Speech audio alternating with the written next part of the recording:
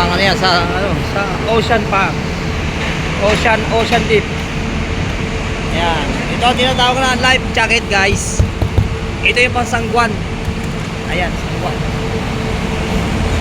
Sangguan yan. Gusto mo yung view mo, Evan, ha? Ayan guys, pang surfing. Dito nyo na matatagpuan yan sa Piña Parancia Tours.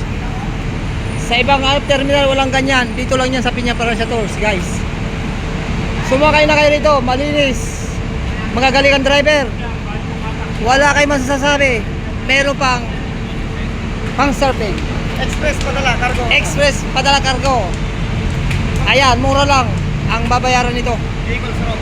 Yan, Bicol Isarog, Piña Parancia Tours. Dito lang matatagpuan yan. Ito nga po wala si Ronald Bicol Vlog. Please watch and subscribe. Don't forget to push the button and write the comment. Ayan na. Dito kaya guys, ito yung timbangan yan. Ito yung timbangan guys. Para makita nyo. Ayan. Iyan. Ito. Ilalagay dyan mamaya. Titingnan natin kung ilang kilo yan. Ayan.